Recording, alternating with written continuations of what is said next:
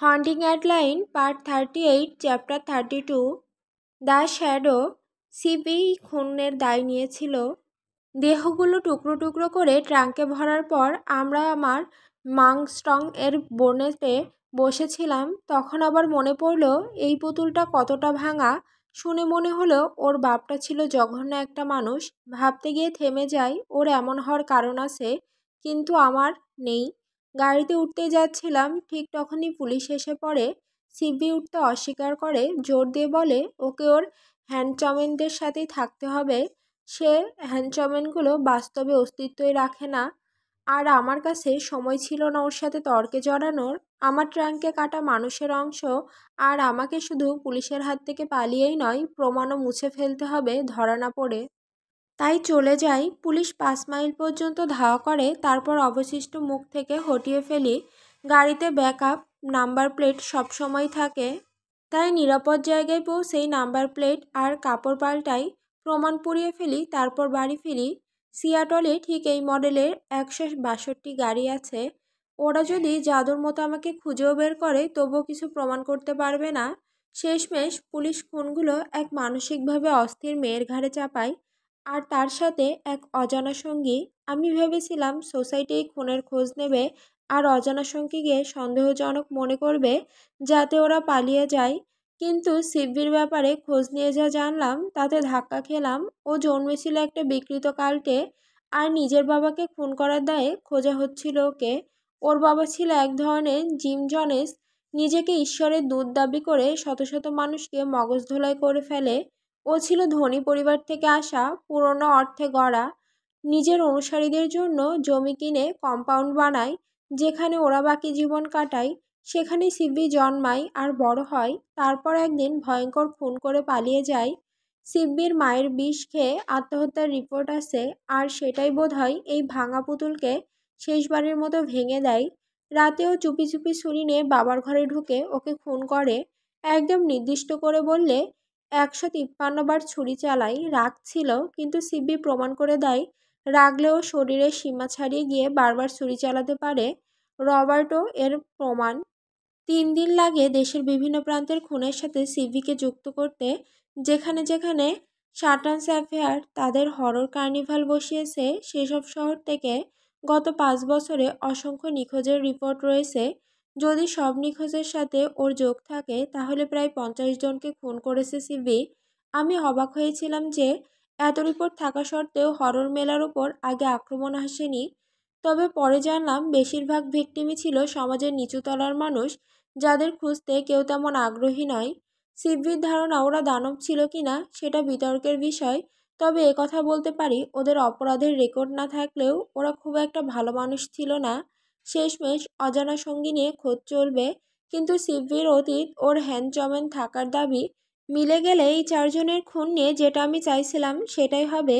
ভুল সময় ভুল জায়গা। সিব্বি সত্যি পারফেক্ট স্কেপগোট। শুধু খারাপ লাগে কারণ আমি এর মধ্যে পড়ে গেছি। এটা 3 রাত পরের কথা। সোসাইটি যেহেতু যে কোনো সময় পালিয়ে যেতে পারে, যে সেভিয়ারকে কড়া নজরদারিতে রেখেছে। আমরা ওদের মেইন ফ্লোরের ক্যামেরা হ্যাক করেছি, দেখে মনে হচ্ছে ওরা এখনো স্থির। অবশ্য ডানজনে কোনো ক্যামেরা নেই, থাকলে বড্ড সহজ হয়ে যেত। ভবন ভাঙার কোনো খবর আছে? ফোনে যেকে জিজ্ঞাসা করি। না। ও বলে না, এর 9টা বাড়িয়ে বলে, যেটা শুনে ওর মুখে ঘুষি মারতে ইচ্ছে করে। তুমি আজ রাতে ঢুকবে? ও জিজ্ঞাসা করে। হ্যাঁ, মাথা ঘুরিয়ে ঘাড় কট করে দেই। রাগ আর টেনশন কাঁধে গিয়ে বসেছে। মনে হচ্ছে আজ রাতে এমন কিছু দেখবো যা আমাকে তছনছ করে দেবে। কিন্তু আমাকে নিয়ন্ত্রণ রাখতে হবে, না হলে বাচ্চাগুলোকে বাঁচানোর আগেই আমি মরবো। সেটা কোনোভাবেই হতে পারবে না। অ্যাডির ওপর নজর রাখছো তো? যে দীর্ঘশ্বাস ফেলে। হ্যাঁ। ও থামে। ওর গলার ভঙ্গি শুনেই বুঝি ওর জিজ্ঞাসা করার ইচ্ছে। আমি ইচ্ছে করে রিসিভার ভেঙে ফেলতে চাই, কিন্তু ও ততক্ষণে বলে ফেলে, তো আসলে এই মেয়েটা কি তোমার লাইফের লাভ বা এমন কিছু? অ্যাকওয়ার্ড গলায় জিজ্ঞাসা করে। আমি যে দীর্ঘশ্বাসটা ভেতরে রাখতে চাই সেটা ফোনের ওপাশে বেরিয়ে যায়। একমাত্র ওই। ছোট করে বলি, স্পষ্ট বুঝিয়ে দেই এডি নিয়ে এখন কথা বলতে চাই না। কিন্তু শালাই আমার ব্যক্তিগত জীবন নিয়ে কথা বলার সময় যে কখনো থামে না। ওর কি একই রকম ফিলিংস? অল্প হেসে ফেলি ধীরে ধীরে আসতে, রহস্যময়ভাবে বলি, যে এবার বুঝে ফেলে চুপ করে যায়। শুনে ভালো লাগবে। গত 3 দিন ধরে ওর বন্ধু ছাড়া আর কেউ ওর বাড়িতে আসেনি। মার্কের হুমকি এখন আমার মাথায় বুলেটের মতো ঘুরছে। সোসাইটি জানে অ্যাডিকে নিয়ে ও এখন টার্গেট। তাদের শিশুদের জন্য দুর্বলতা আছে, কিন্তু সুন্দর তরুণী মেয়েদের জন্য অন্য দেশে বিক্রি করতে ওরা কখনো না করে না। এই ত্বকের বাজারে চাহিদার কোনো শেষ নেই।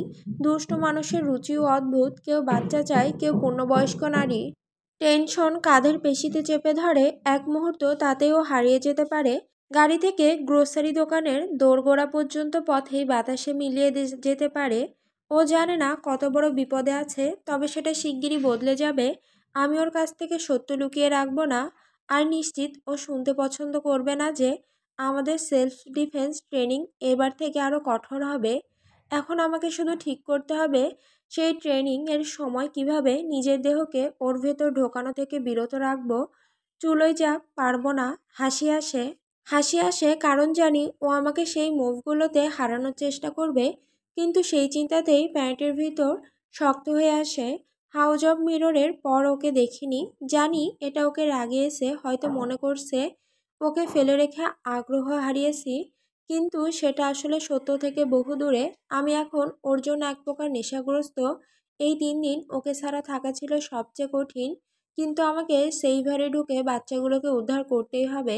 আমার নিজের জন্য এক মুহূর্ত সময় নেই। আর যতই আমার ছোট্ট ইঁদুরটার জন্য মন ছটফট করুক, এই বাচ্চাগুলোর প্রয়োজন বেশি।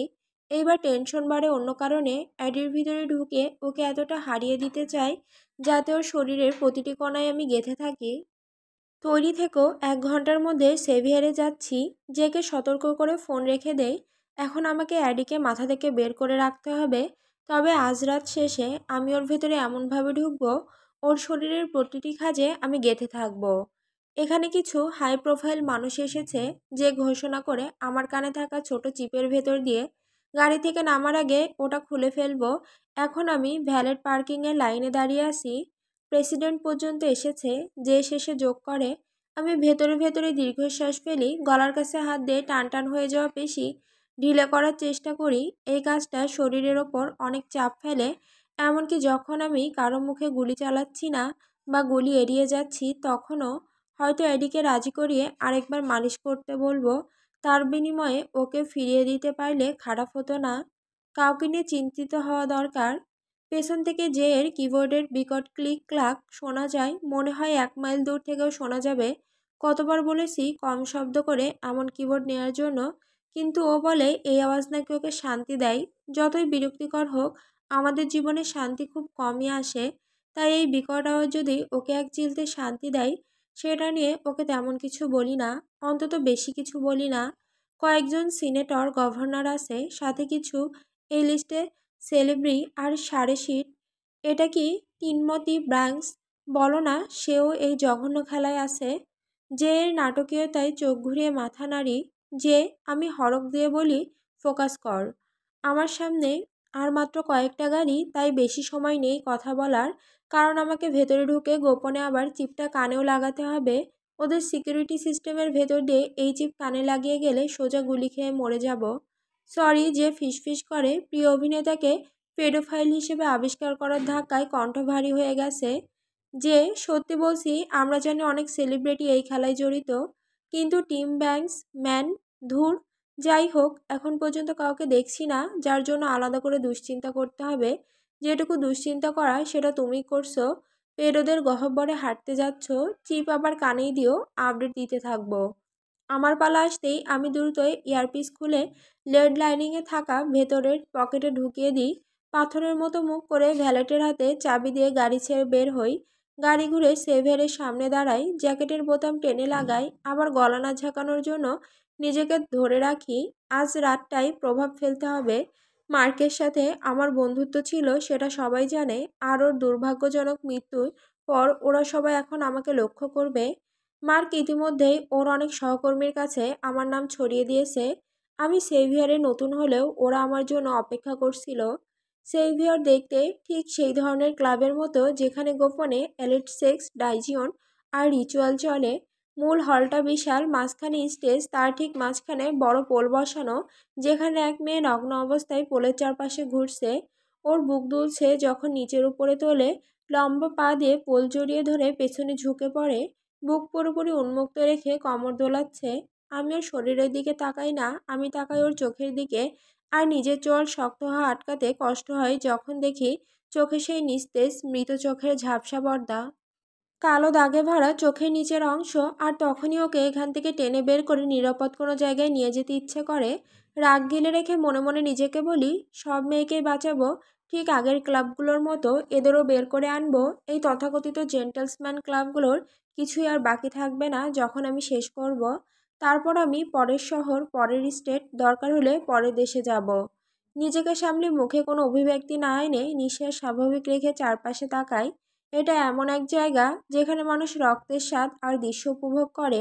চারপাশে অন্ধকার, ধোঁয়াটে আলো আর স্পষ্ট স্যাডিস্টিক ভাব। লাইটিং ক্ষীণ, ছায়াগুলো গিলে ফেলেছে কালো দেওয়াল আর ফার্নিচার। গাঢ় লাল রং রক্তের মতো পুরো জায়গা জুড়ে ছড়িয়ে আছে। লাল ফ্রেমে শয়তানের উপাসনা আর বলি প্রদর্শন করা প্রাচীন ছবি।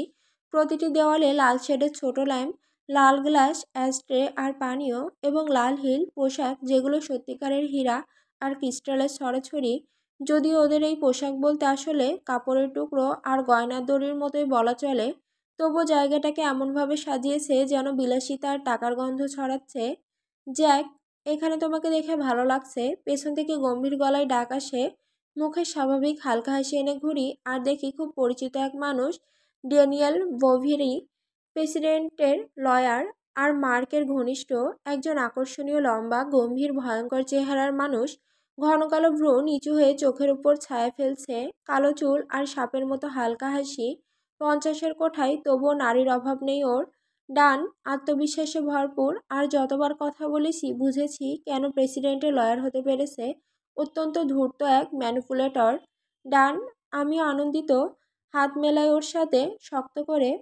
কখন আসবে ভাবছিলাম। মার্ক তো বেশ কবার বলেছিল তোমাকে আনার কথা। নিশ্চয়ই বলেছে। আমি ফিসফিস করি, নতুন খবর?